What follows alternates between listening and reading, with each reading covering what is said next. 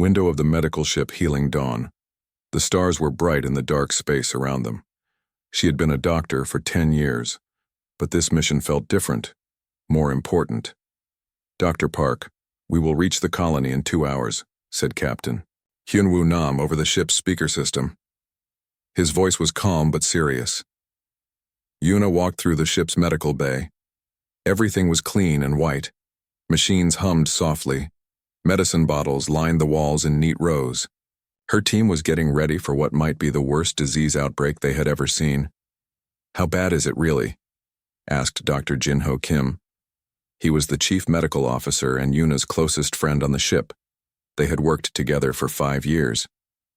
Yuna looked at the data pad in her hands. The numbers were scary. 3,000 people are sick. 200 have died already. The sickness is spreading fast. Dr. Mina Lee, their best surgeon, looked up from checking her medical tools. "What kind of disease kills so quickly?" "We don't know yet," Yuna said. "That's why we need to get there fast." The Healing Dawn was not like other ships. It had no weapons, no armor for fighting. Instead, it carried the most advanced medical equipment in human space. The ship was painted white, with big red crosses on all sides. Every alien race in the galaxy knew what those symbols meant. Medical ships were safe. No one attacked medical ships. It was the law. Do-Yun Choi sat at his communication station. He was young, only 25, but very good with computers and radios. "Dr. Park, I'm getting more messages from the colony. The situation is getting worse." Yuna walked over to read the messages. Families were dying. Children were getting sick. The local doctors had no idea how to help. They were begging for Earth's medical teams to come quickly. "Send a message back," Yuna said. "Tell them we will be there soon. Tell them to keep the sick people away from the healthy ones." The colony on Kepler 442b was a mining operation. Families lived there to dig rare metals from the planet's rocks. It was not a rich place, but it was home to 15,000 people. Most were miners with their wives and children. "Dr. Park," called Captain Nam from the bridge. "You should see this." Yuna went to the front of the ship where Captain Nam stood looking at his screens. He was a good man, 40 years old, with kind eyes. He had been flying medical ships for 8 years. "What is it?" Yuna asked. "Look at these readings," he said, pointing to his screen. The sickness started exactly 30 days ago, all at once, in 3 different places on the colony. Yuna looked at the data. Her stomach felt sick. Diseases don't start like that. Not in 3 places at the same time. "That's what I was thinking," Captain Nam said quietly. Dr. Jin-Ho Kim joined them on the bridge. "You think someone made this sickness happen?" "Maybe," Yuna said. "But who would do such a terrible thing?" The answer came 2 hours later when they reached the colony. The Healing Dawn landed at the colony's medical center. Yuna and her team put on their white medical suits and walked outside. The smell hit them first. Death and sickness filled the air. People lay on beds outside the medical building because there was no more room inside. Children cried. Parents held their dying family members. "My God," whispered Dr. Mina Lee. They went to work immediately. Yuna examined the sick people, while Dr. Kim took blood samples. Dr. Lee helped the doctors who were already there. They worked for 6 hours without stopping. "This is not natural," Dr. Kim told Yuna quietly. They were in a small room looking at blood samples under a microscope. "Look at this."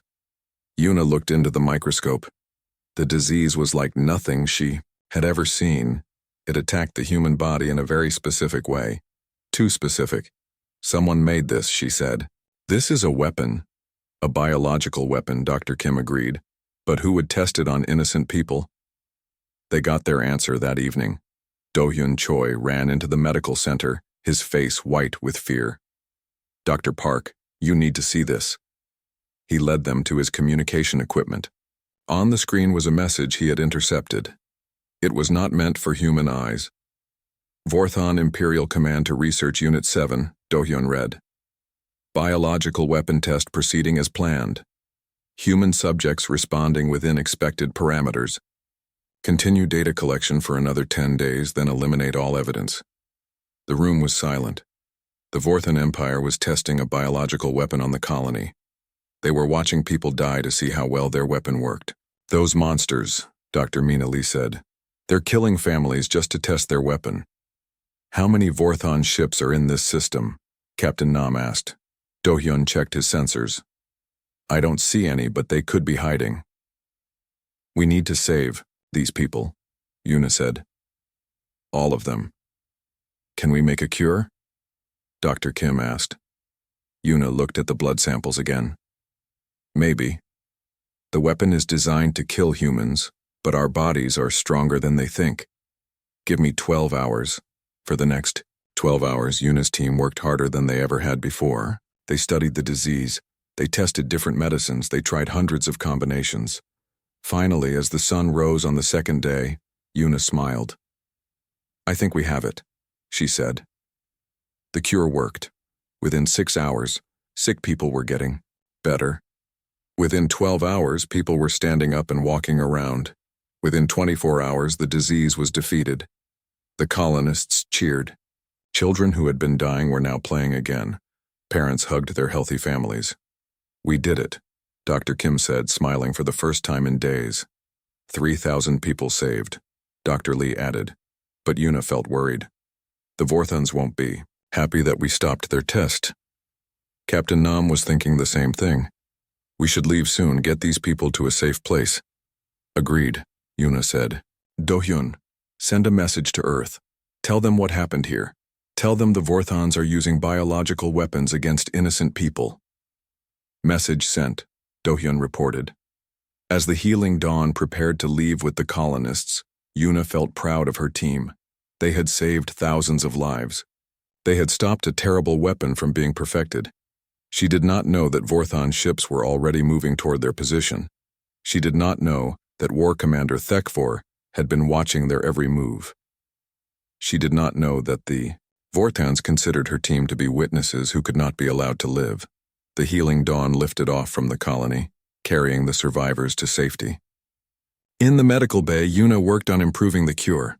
She wanted to make sure no other human colony would suffer like this one had. Dr. Park, Captain Nam called over the speaker. We're clear of the planet, setting course for Earth. Good, Yuna replied. Maybe now we can... Alarms began ringing throughout the ship. Red lights flashed. The ship shook. All hands, this is the bridge. Captain Nam's voice was tight with fear. We have 3 Vorthan warships approaching. They're not responding to our medical identification signals. Yuna dropped her medical equipment and ran to the bridge. Through the front window, she could see 3 large dark ships moving toward them. They looked like metal sharks in the black space. They can see our medical symbols, right? She asked. Yes, Captain Nam said. They know exactly what we are. The fourth-hand ships moved closer. Their weapons were charging up, ready to fire. Why would they attack a medical ship? Dr. Kim asked. It's against all the laws of space. Yuna understood. Because we saw what they did. We know about their weapon. The communication system crackled. A deep alien voice spoke in broken human language. Human medical vessel. You have interfered with Imperial research. You will be destroyed. Captain Nam grabbed the radio. This is a protected medical ship. We are carrying sick people. You cannot attack us. Your protection means nothing, the alien voice replied. You have seen too much. Yuna realized they were all going to die. The Vorthans would kill everyone on the ship to hide their crime. Innocent people would die because she and her team had tried to help. But maybe they could still do something. Maybe they could make sure the galaxy knew what happened here. Do-hyun, she said quietly. Can you record everything? Can you send it to Earth? The young man nodded, his hands already working on his equipment. The first Vorthan ship fired. The first blast hit the Healing Dawn on the left side. The ship shook like a leaf in a storm. Lights flickered on and off. People screamed. Captain Hyunwoo Nam held onto his chair as the bridge filled with smoke. Damage report, he shouted. Hull, breach on deck 3. called out Sujin Ryu from her station. She was the ship's defensive coordinator, but medical ships had no real defenses. Her job was to watch for danger and call for help. "Are our medical signals still working?" Captain Nam asked. "Yes, sir," said Do-Yun Choi, blood running down his face from a cut. "The Red Cross signals are broadcasting loud and clear. They know. We're a medical ship." Dr. Yuna Park ran through the hallways toward the medical bay. The ship shook again as another blast hit them. She fell against the wall but kept running. Her patients needed her. In the medical bay, chaos filled the room. The colonists they had saved were crying and holding each other. Some of the medical equipment had fallen and broken. Dr. Jin-Ho Kim was helping an injured colonist whose head was bleeding. "Yuna," Dr. Kim called out. "We need to get everyone to the escape pods." "Not yet," Yuna said. "Some of these people are too sick to move. They'll die in the cold escape pods." Another blast rocked the ship. This one was stronger. The lights went out for several seconds before the emergency power came on. Everything was red now. On the bridge, Captain Nam tried to contact the Vorten ships again. "This is Captain Nam of the medical vessel Healing Dawn. We are carrying 6 civilians. Stop your attack immediately." The alien voice came back, cold and angry. "You have contaminated our research data. You must be eliminated." War Commander Thekvor watched the human medical ship from his command chair. His ship, the Bloodfang, was the largest of the 3 Vorthon vessels. He had killed many enemies in his long career, but he had never attacked a medical ship before. "Commander," said his second officer, "the humans keep broadcasting their medical signals. Other ships in the area will know what we did." "Then we must work quickly," Thekvor replied. "Destroy them before they can send any messages." But it was too late. Do-Yun Choi was already working at his communication station. His hands flew over the controls as the ship shook around him. He was recording everything: the attack, the Vorthan ships, the conversation with War Commander Thekvor. "Captain," Do-Yun called out, "I can send a message to Earth, but I need 30 seconds. "Do it," Captain Nam ordered. The Vorthan ships fired again. This time all 3 ships shot at once. The blasts tore through the Healing Dawn like paper. The engine room exploded. Half the ship lost power. Do-Hyun's fingers moved as fast as they could. 20 seconds, 15 seconds, 10 seconds. "Message. Away!" he shouted, just as another blast destroyed his communication equipment. The message raced through space toward Earth. It carried video of the attack, recordings of the Vorthon threats, and proof of the biological weapon test. It would take 3 days to reach Earth, but it would get there. In the medical bay, Dr. Yuna Park refused to leave her patients. "I won't abandon them," she told Dr. Kim. "These people trusted us to help them." "Yuna, the ship is dying," Dr. Kim said. "We have to go." "Then go," Yuna said quietly. "Get Dr. Lee and the others to the escape pods. I'll stay here." Dr. Kim looked at his oldest friend. He had known Yuna for 10 years. She had always put her patients first, even before herself. "I'm not leaving you." Captain Nam's voice came over the speaker system, broken and full of static. "All hands abandon ship. This is not a drill. Get to the escape pods now." Throughout the ship, people ran toward the escape pods. The colonists who could walk helped those who couldn't. The ship's crew helped everyone they could find. Dr. Mina Lee reached escape pod 7 with 12 colonists. "Where's Dr. Park?" she asked Dr. Kim when he arrived. "She won't leave the medical bay," Dr. Kim said. "Then I'm going back for her," Dr. Lee said. "No," said young medic Taehyuno. "The ship won't last much longer." Dr. Park made her choice. Engineer Yejin Han was sealing escape pod 3 when the ship shook again. "That's the main hull," she said. "We have maybe 2 minutes before the whole ship breaks apart." On the bridge, Captain Nam and Sujin Ryu were the last ones left. "Sir, we need to go," Sujin said. "You go," Captain Nam said. "I'll try to buy more time." "Captain, there's nothing more we can do." Captain Nam looked at his ship one more time. The Healing Dawn had been his home for 5 years. They had saved so many lives together. Now it was dying because they had tried to help innocent people. Computer, he said. Activate emergency broadcast. Send message on all frequencies. The ship's computer spoke in a calm voice, even as explosions happened around them. Emergency broadcast activated. This is Captain Hyunwoo Nam of the Earth, medical vessel Healing Dawn, he said into the recording. We are under attack by Vorthon warships. We are a protected medical vessel carrying 6 civilians.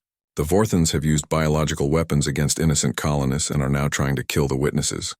Tell Earth what happened here. The message lasted 15 seconds before another blast destroyed the bridge.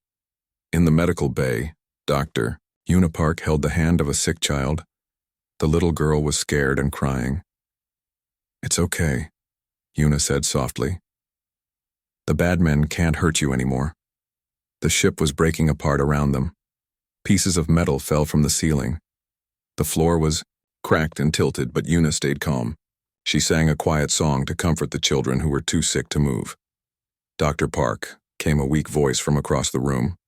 It was an old colonist named Mr. Chen. Why are they doing this to us? Because some people are evil, Una said.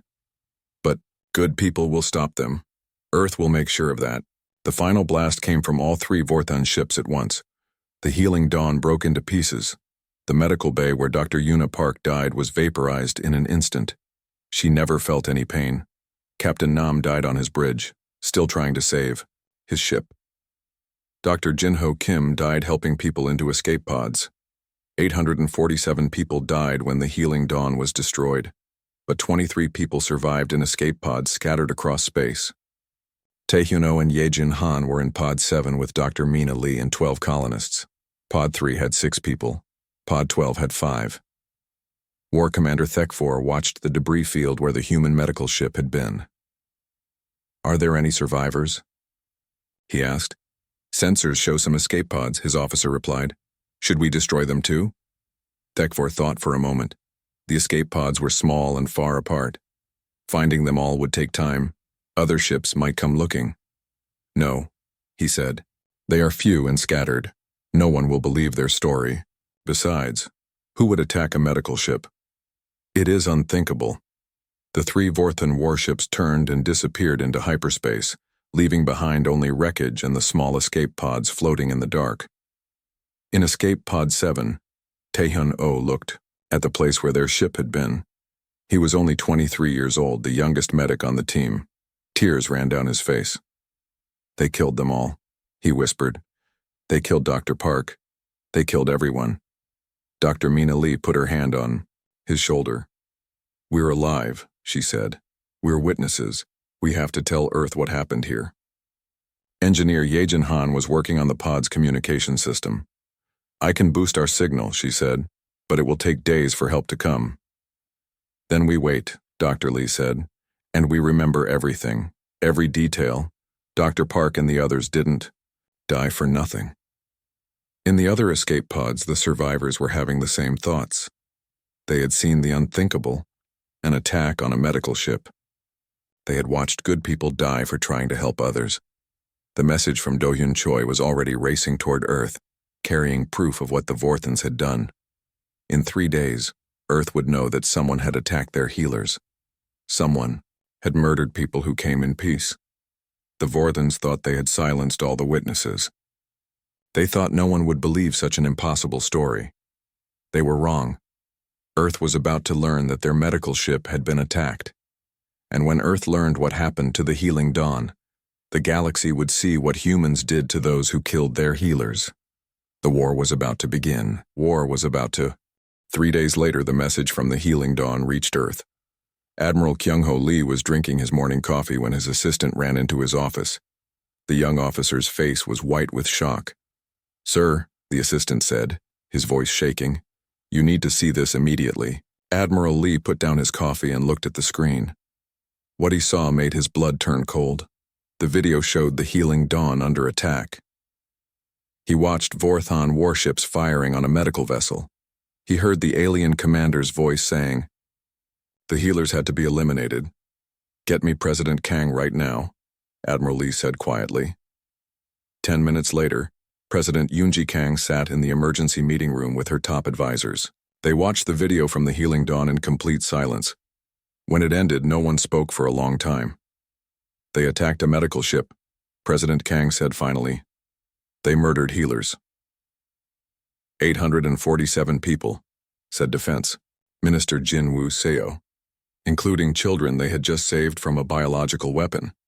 A biological weapon the Vorthons created, added Intelligence Director Bo-young Park. They tested it on innocent families, then killed the doctors who cured it. President Kang stood up and walked to the window. Outside, she could see the city, where millions of humans lived their peaceful lives.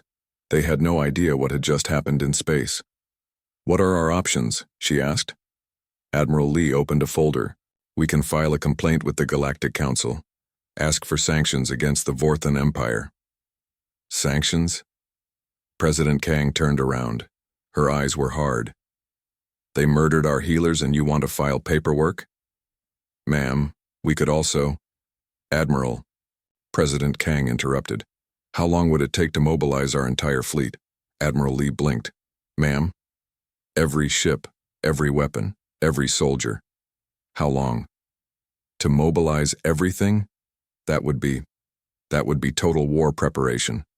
It would take 2 weeks. Then we have 2 weeks to get ready," President Kang said. "I'm invoking Article 7 of the Sol Accords." Everyone in the room knew what Article 7 meant. It was the law that said if someone attacked human civilians, Earth could respond with unlimited force. It had never been used before. "Ma'am," said General Dong-yun Kim, "are you sure? This means war with the entire Vorthon Empire." "They started this war when they attacked our medical ship," President Kang replied. "Now we're going to finish it." Across the city, Fleet Admiral Min-jae Park was looking at the same video. But for him, it was more than just a military briefing. Dr. Yuna Park had been his little sister. He watched her final moments over and over. He saw her choosing to stay with her patients instead of running to safety. He saw the medical bay where she died. "Sir?" His aide knocked on the door. "The President wants to see you." Fleet Admiral Park wiped his eyes and stood up. When he walked into the President's office an hour later, his face was like stone. "Min-jae," President Kang said gently. "I'm sorry about Yuna." "Thank you, ma'am," he replied. His voice was steady, but his hands were shaking with anger. "I need you to plan our response," she said. "I want every Vorthon military asset destroyed. Every base, every ship, every weapon." "What about their civilians?" Admiral Park asked. "We're not monsters like they are," President Kang said. "We only target military installations. But I want their ability to wage war completely eliminated." Admiral Park nodded. "It will be done." Within hours, orders went out across human space. Every military base received the same message: prepare for total war. Every ship was called back to Earth. Every soldier was put on alert. Captain Jae-hyun Shin was commanding the experimental dreadnought UES Retribution when the orders came. The ship was the most powerful vessel Earth had ever built, but it had never been tested in real combat. "All hands, this is the captain," he announced over the ship's speaker system. "We have received war orders. An enemy has attacked one of our medical ships and killed 800 innocent people. We are going to make sure this never happens again." The crew of the Retribution worked day and night to prepare their ship. The vessel carried new quantum torpedoes that could punch through any known shield. It had adaptive armor that could repair itself during battle. Most importantly, it carried the anger of humanity. General Dong-yun Kim was in charge of putting together the largest human military force in history. Ships came from every colony, every outpost, every corner of human space. "How many ships do we have?" President Kang asked during a briefing. 1,200 warships, General Kim replied, including 50 dreadnoughts, 300 cruisers, and 800 destroyers, plus support vessels. "And the Vorthons?"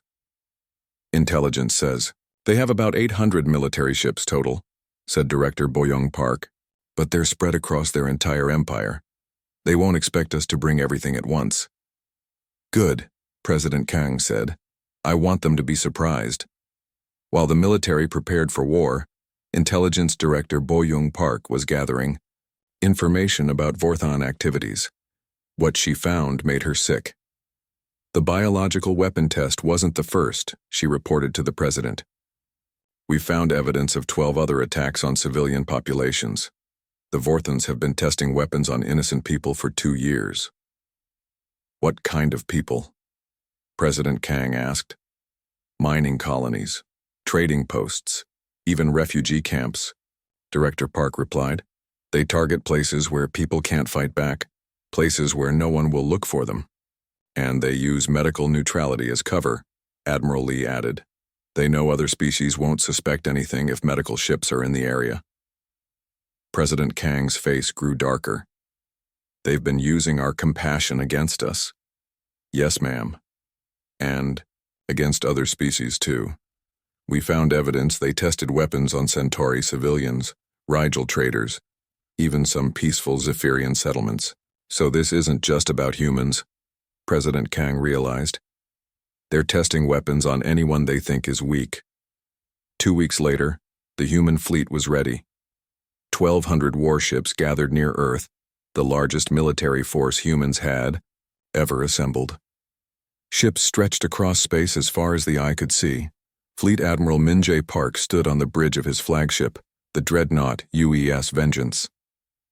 Through the window he could see hundreds of other ships ready for battle.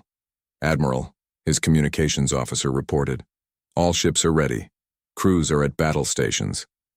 Open a channel to all ships, Admiral Park ordered. Across the fleet, 1,200 captains and their crews listened as their commander spoke. 2 weeks ago, the Vorthons attacked our medical ship Healing Dawn, Admiral Park began. They murdered 847 innocent people, including my sister, Dr. Yuna Park. He paused, letting that sink in. The Vorthons think they can test biological weapons on civilians. They think they can murder healers who try to help. They think humans are weak because we show mercy. His voice grew harder. Today, we show them what human mercy really means. We show them that our compassion for the innocent is matched only by our fury toward those who harm them. The fleet began to move. 1,200 ships turned toward Vorthon space. The Vorthons attacked healers, Admiral Park continued. They killed people who came in peace. Earth's answer is fire and steel. In Vorthon space, War Commander Thekfor was planning another biological weapon test when his sensors detected something impossible. Human ships were approaching his border, but not just a few ships, hundreds of them. How many? He asked his sensor officer. Sir, I count over 1,000 ships. This must be their entire fleet. Thekfor laughed. Impossible. Humans don't have that many warships. Check your sensors again. Sir, I've checked 3 times. It's their entire fleet and they're all coming here. For the first time, Thekfor felt worried. Send a message to Imperial Command. Tell them the humans are mobilizing. What should I tell them about the medical ship we destroyed? His officer asked. Nothing, Thekfor said quickly. That incident is classified. But it was too late for secrets. The human fleet was already broadcasting on all frequencies, telling the galaxy exactly what the Vorthons had done. They showed the video of the Healing Dawn being destroyed. They shared evidence of the biological weapon tests. Other alien species watched in shock as the humans revealed the Vorthon crimes. Many species had lost colonies to mysterious plagues. Now they knew who was responsible. The Centauri Republic immediately offered to help the human fleet. The Rigel Confederation sent ships to join the attack. Even the peaceful Zephyrians offered their support. Sir, Admiral Park's communications officer reported, we're receiving messages from 17 different species. They all want to help us fight the Vorthons. Tell them we appreciate the offer, Admiral Park replied. But this is our fight. The Vorthons attacked our healers. We will handle this ourselves. The human fleet crossed into Vorthon space. Ahead of them lay the first Vorthon military base. It was time to show the galaxy what happened when you attacked human medical personnel. All ships, Admiral Park ordered. Begin the attack. The first Vorthon military base was called Death Star Station. It protected the border between Vorthon space and the rest of the galaxy. The aliens had built it to be impossible to attack. They were wrong. Fleet Admiral Min Jae Park stood on the bridge of the UES Vengeance and looked at the enemy base. It was huge, with thick armor and powerful weapons. Hundreds of Vorthan ships guarded it. "How do you want to approach this, sir?" asked Captain Won-ho Lee, commander of the stealth frigates. "Show them what human warfare really looks like," Admiral Park replied. Captain Lee smiled. His 12 stealth ships were invisible to Vorthan sensors. They had been studying human enemies for months, learning their weaknesses. "Ghost Squadron, this is Ghost Leader," Captain Lee said into his radio. "Begin Ghost Protocol." The stealth frigates disappeared from all sensors. They moved like shadows through space, getting closer to the Vorthan base. The aliens had no idea they were coming. On Death Star Station, Commander Zektar watched the human fleet approaching. "They're still far away," he told his officers. "Our weapons can destroy them before they get close." He had no idea that human ships were already inside his defenses. Captain Lee's stealth frigate Silent Death moved next to a Vorthan cruiser. The alien ship was 3 times bigger, but it couldn't see the human vessel.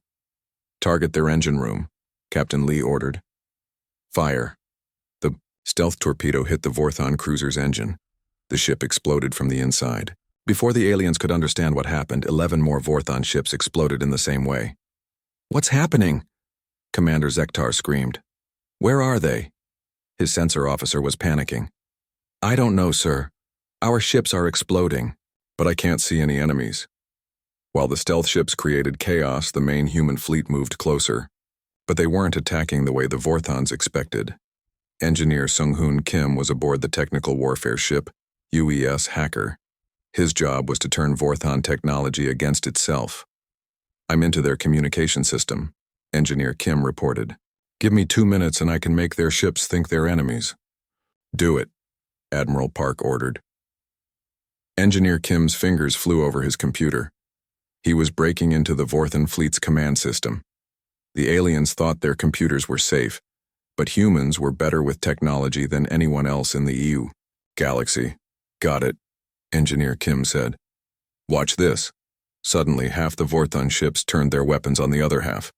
The confused aliens started shooting each other, thinking they were under attack by disguised human vessels.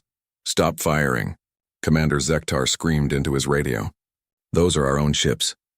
But his messages weren't getting through. Engineer Kim had taken control of their communications. The Vorthan fleet was destroying itself. Captain Jae-hyun Shin watched from the bridge of the UES Retribution. His dreadnought carried the most advanced weapons Earth had ever made. "Sir," his weapons officer reported. "The enemy base is charging its main gun." "Then let's show them our main gun," Captain Shin replied. "Load quantum torpedoes." The quantum torpedoes were Earth's newest weapon. They could pass through any shield and explode inside the enemy ship. No alien species had ever seen anything like them. "Fire," Captain Shin ordered.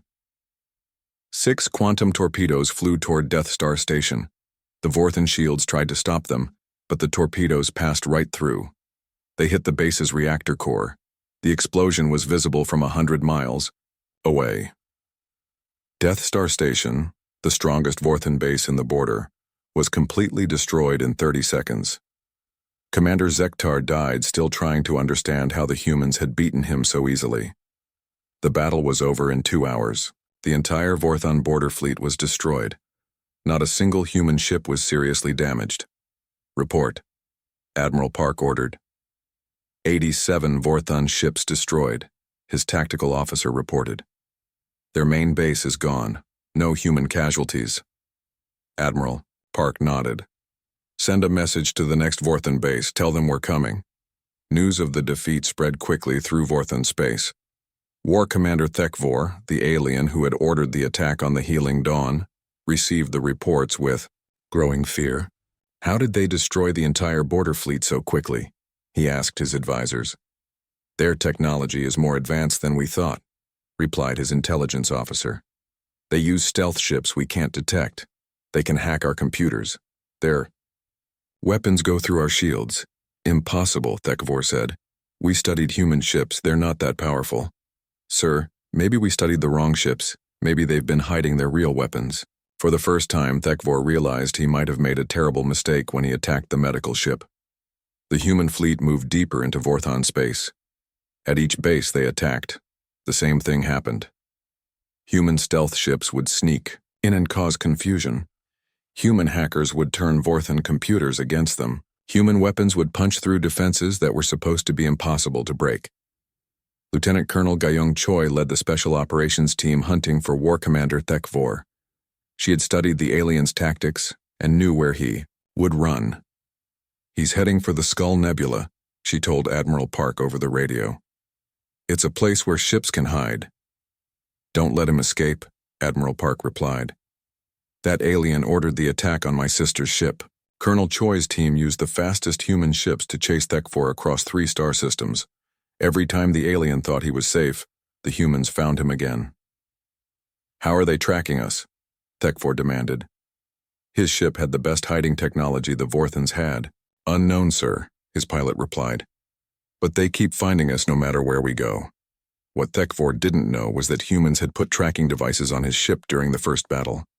Colonel Choi could follow him anywhere in the galaxy, as the human fleet destroyed more Vorthon bases. Other alien species watched in amazement. The humans were fighting like no one had ever fought before. They adapted to every situation. They turned enemy strength into weakness. They never gave up. Galactic Council called an emergency meeting. Alien diplomats from dozens of species gathered to discuss the human war. "They're destroying the entire Vorthon military," said the Centauri ambassador. "I've never seen anything like it." "The Vorthons attacked their medical ship," replied the Rigel representative. "They killed healers.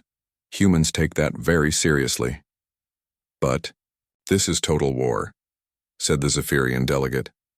"They're not just defeating the Vorthons. They're eliminating their ability to fight anyone ever again." On Earth, President Yoonji Kang received daily reports about the war. Each day brought news of more Vorthon defeats. "How much of their fleet is left?" she asked General Donghyun Kim.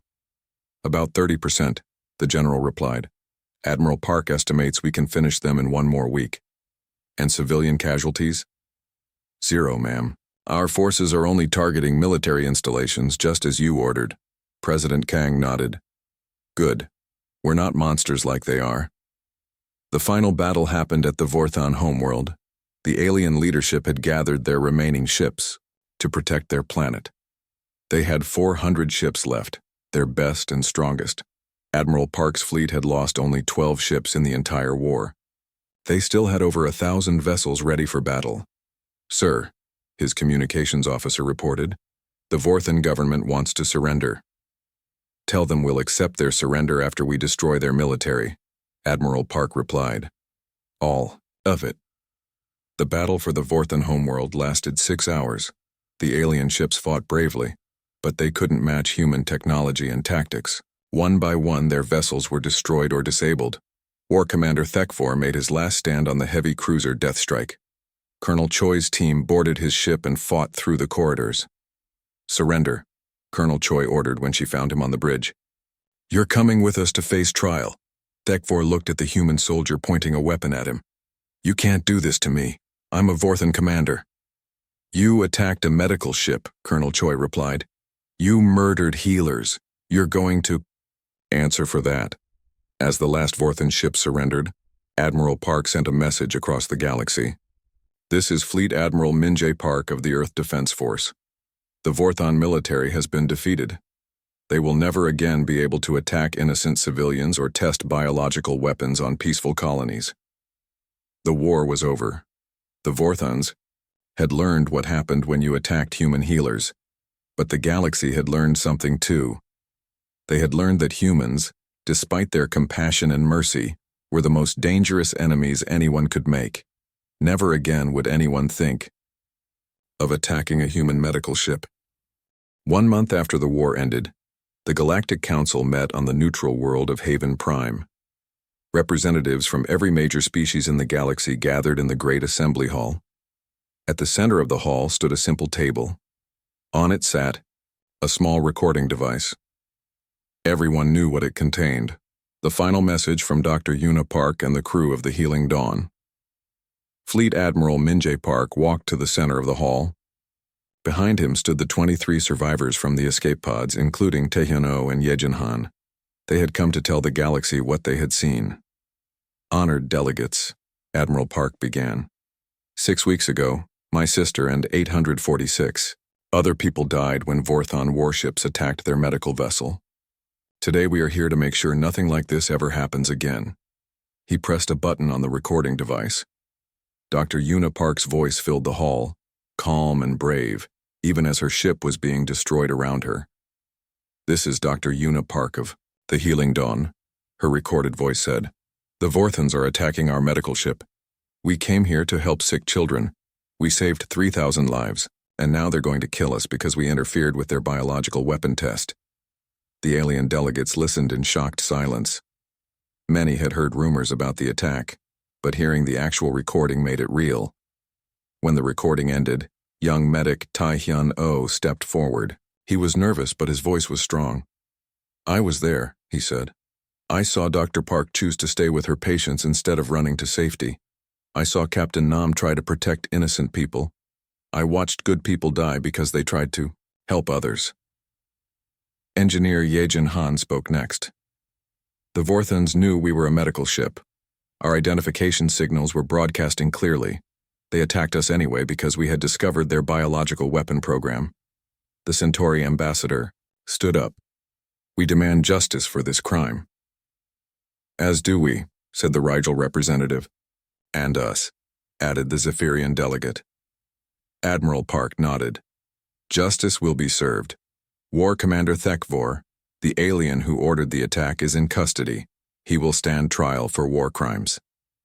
In a secure holding cell on Earth, Thekvor sat alone. The proud Vorthon commander who had once commanded a fleet now wore simple prisoner clothes. His trial would begin in 3 days. Lieutenant Colonel Gayung Choi visited him before the trial. Do you understand what you did? She asked. Thekvor looked up at her with angry eyes. I followed orders. The humans interfered with Imperial research. Those weren't soldiers you killed, Colonel Choi said. They were doctors, healers, people who dedicated their lives to saving others.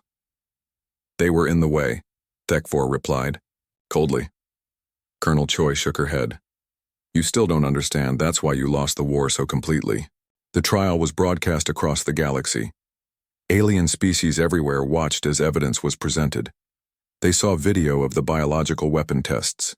They heard recordings of Vorthon orders to eliminate all evidence.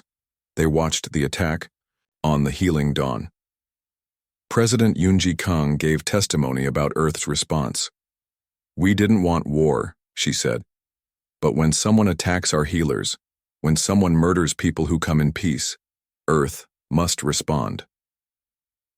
The Vorthon defense lawyer tried to argue that it was just a military mistake.